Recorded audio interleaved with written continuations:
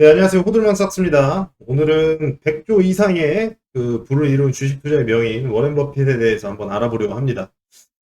코인 투자에서 왜 워렌 버핏을 알아보냐고요? 투자의 본질은 우리가 동일하다고 생각하고, 시간과 복리를 이용해서 이제 마법과도 같은 이제 수익을 이제 창출한 인물이시잖아요. 그래서 그런 인물이 어떻게 투자를 하는지 우리가 좀 알아보고, 또 이제 우리가 거기서 이제 배워야 될 점이라든지, 그다음에 또 이제 뭐 조심해야 될 점이라든지, 그다음에 이제 우리가 우리보다 훨씬 더 많은 부를 이룬 사람이 어떻게 투자를 하는지를 통해서 우리가 이제 벤치마킹을 또 할 수 있는 부분은 무엇인지 한번 생각을 한번 해보는 시간도 가지면 좋을 것 같습니다. 투자는 저는 연애와 이제 같다라고 이제 생각을 하는데요.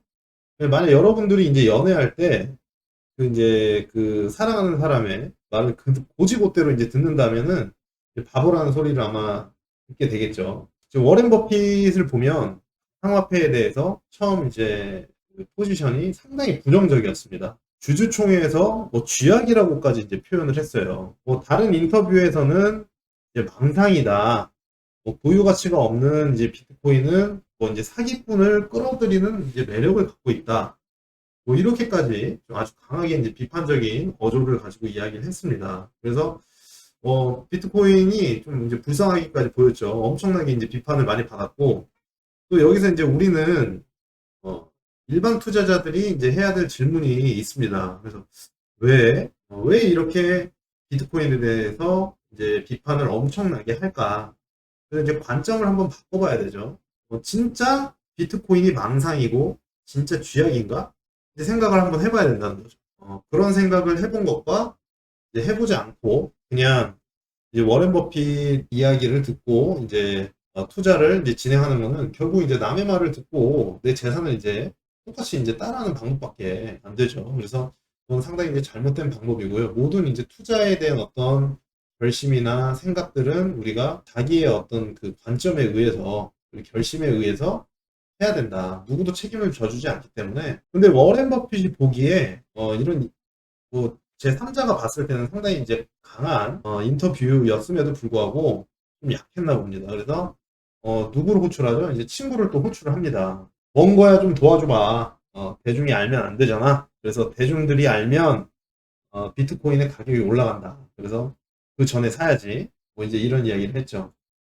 그랬더니 어떻게 됐죠? 워렌 버핏 동업자 찰리 먼거도 비트코인이 역겹다. 뭐 나는 비트코인의 성공을 혐오한다. 뭐 이런 식으로까지 엄청나게 이제 강한 비판을 했습니다. 그래서 주식과 비트코인의 관계에 대해서 신경을 쓴 건지, 비트코인으로 자금이 이제 흘러 들어가는 것을 신경을 쓴 건지, 어디까지 이제 생각을 하는지는 모르겠지만, 불법적 자금 세탁이나 이제 불법적 거래에서 이용된다고 이제 하는 이제 암호화폐에 대해서 엄청나게 신랄하게 비판을 했습니다. 그래서 문명의 이익에도 반한다고 이런 이야기까지 했죠. 그런데 이 인터뷰를 한 지 얼마 지나지도 않은 시점에 이제 브라질 핀테크 누뱅크에다가 5,600억 원을 투자합니다. 무려. 그러면 이제 그냥 보는 입장에서는 핀테크에 그냥 5,600억을 우리가 투자한 거라고 이렇게 보여지겠지만 누뱅크 같은 경우에는 뭐 이제 4천만 고객을 보유한 남미 최대 핀테크 기업이자 또 시장 가치가 또 33조 원이에요. 그런데 IPO 계획은 또 아직 없습니다. 그러니까 이제 더 성장할 수 있는 포텐을 가진 기업이라고 좀 생각하고, 또 웰스파고 지분을 매각한 다음에 이번에 핀테크로 눈을 돌렸는데, 이 버핏이 투자한 브라질 인터넷 은행이 비트코인 투자에 상당히 적극적인 기업입니다. 그래서 그 누뱅크 측 같은 경우에는 이지 인베스트를 통해서 비트코인 ETF를 또 이제 보유하고 있다고 이제 발표를 했고, 그다음에 NFT Non Fungible Token이라고 하죠. 이제 대체 불가능한 토큰의 어떤 별도의 또 섹션을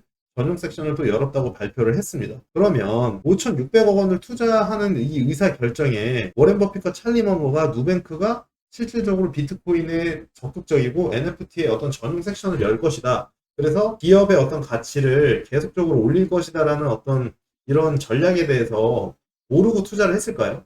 저는 알고 투자했을 것으로 이렇게 보입니다. 그래서 누뱅크는 워렌 버핏과는 완전히 다른 이야기를 하고 있는 거죠. 이지 인베스트를 통해서 이제 비트코인을 이제 보유하고 있다고 말이죠. 그래서 지금 브라질과 캐나다 같은 경우에는 비트코인 ETF를 거래를 하고 있고, 지금 미국에서도 많은 이제 자산 운용사들이 비트코인 및 이더리움 ETF를 계속 승인을 해달라고 지금 SEC에 이제 요청을 하고 있는 상황입니다. 그래서 몇몇 기업들은 이번에 이더리움 ETF를 이제 철회를 한 이슈도 있긴 했지만 결국에는 이제 시간의 문제다. 올 11월 달을 또 이제 바라보고 있는 투자자들도 있고요. 그래서 아니다. 내년까지는 좀 넘어갈 수 있다. 내년에는 결국에는 ETF가 결국 비트코인 ETF든 이더리움 ETF든 미국 SEC가 결국에 승인을 할 것이다. 뭐 이제 이런 이슈들이 좀 있는데요. 또 7월 말에는 누뱅크에서 또 이제 리플 기반 해외 송금을 도입한다고 또 이제 발표를 했습니다. 그래서 이 하나의 투자 스토리를 보면서 제가 이제 처음에 이야기했던 것처럼 이제 연애할 때를 떠올려 보면 이야기가 상당히 쉬울 겁니다. 그래서 사랑하는 사람이 날씨가 덥다라고 하면 아, 덥구나. 하는 게 아니고 덥기 때문에 왜 덥다라고 했을까? 이런 생각을 해봐야 된다는 것이죠. 빙수를 먹고 싶어서 덥다라고 한 걸까? 아니면 이 사람이 무엇을 좋아할까? 이 사람이 어떤 생각을 갖고 있을까? 왜 덥다라고 이야기했을까를 궁극적으로 생각해 봐야 된다는 이야기입니다. 그래서 오늘 이제 짧은 영상인데요. 눈에 보이는 것이 다가 아니다. 보이지 않더라도, 눈에 보이는 게 다 보이지 않더라도, 상대방이 어떤 생각을 하는지, 그리고 어떤 전략을 가지고 있는지 우리가 알아야 된다. 그래서 심리, 그 사람이 쓴 가면, 페르소나라고 하죠. 안쪽을 볼 수 있는 심리를 잘 읽는 사람이 결국엔 미래를 선도한다. 그래서 마지막 질문은요. 지금 조단위 부자들 그리고 억만장자들, 백만장자들이 직접 또는 간접으로 지금 비트코인을 사 모으고 있습니다. 그래서 이런 상황에서 블록체인, 비트코인에 투자를 해야 될까요? 아니면 하지 말아야 될까요? 한번 생각해 봐야 되는 시점이라고 생각합니다. 오늘 호들만 삭스는 여기까지 하도록 하겠습니다. 감사합니다.